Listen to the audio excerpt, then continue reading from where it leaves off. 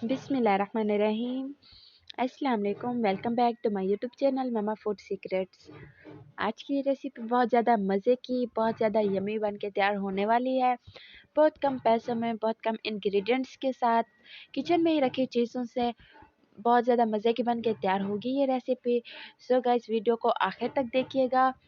और अगर मेरे चैनल पर नए हैं तो आप लोग मेरे चैनल को सब्सक्राइब कर दें और साथ ही बेल का आइकन ज़रूर प्रेस कर दें। इससे ये होगा कि हमारे हर नए आने वाली लेटेस्ट वीडियो का नोटिफिकेशन सबसे पहले आप लोगों को मिल जाएगा। सो गाइस, ये रेसिपी बेसिकली रैबिट की रेसिपी है, तो जो बहुत ज़्यादा आसान तरीके से बन के तैयार हुई है।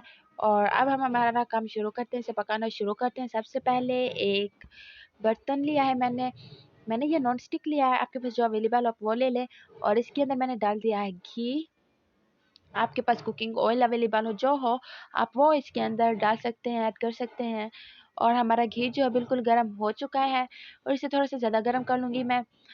और फिर इसके अंदर मेरे पास चॉप्ड ऑनियंस हैं, बिल्कुल चॉप्ड होने चाहिए, नहीं तो बड़े बड़े अगर हम रखेंगे तो इससे ये होगा कि ये गलेंगे नहीं, बड़े बड़े नज़र आएंगे और अच्छा नहीं लगेगा बिल्कुल भी।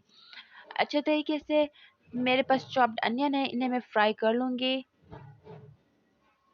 आप देख सकते हैं बबल्स बनना शुरू हो चुके हैं और इसके फ्राई होने का जो प्रोसेस है वो शुरू हो चुका है। सारे अनियन इसके अंदर डाल दूँगी मैं। बस एक बात ध्यान रखिएगा कि अनियन जो हैं वो बिल्कुल चॉप्ड होने चाहिए। अब आगे हमें इसके अंदर चम्मच हिला लेना है और चम्मच हिलाते रहना है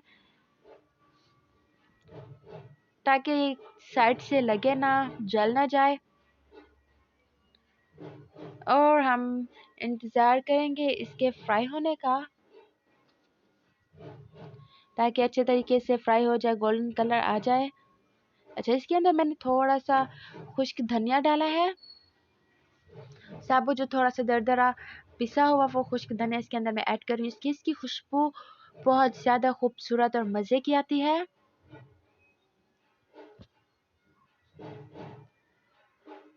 सो अगेन हम इसके अंदर चम्मच हिला लेंगे। आई एम सो सॉरी, मेरे प्याज ने फ्राई होने में कुछ ज़्यादा टाइम लगा दिया। सो फ्राई हो चुके हैं तकरीबन ये, आप देख सकते हैं। अब इसके अंदर मैं ऐड कर दूंगी टमाटर। टमाटर भी चॉप्ड होने चाहिए।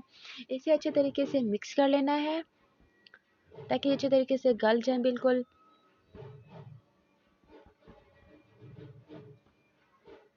अगर चीज़ें चॉप्ड ना हो तो मसाला गला हुआ नहीं होता, और फिर से हमारे जो सालन होता है, ग्रेवी होती है, उसकी सारी खूबसूरती ख़त्म हो जाती है। इसे कवर कर देंगे ताकि ये अच्छे तरीके से प्रॉपर तरीके से गल जाए। और इसके बाद इसके अंदर मैंने मिक्सचर डाला है लहसुन अदरक पेस्ट का, और थोड़ा सा मेरे पास मिक्सचर था दही का।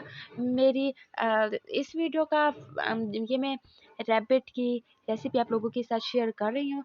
इसे मैंने एक वीडियो में फ्राई किया है, उसका लिंक मैं डिस्क्रिप्शन बॉक्स में दे दूँगी। आप वहाँ से देख लीजिएगा कि कैसे मैंने इसे रैबिट को फ्राई किया।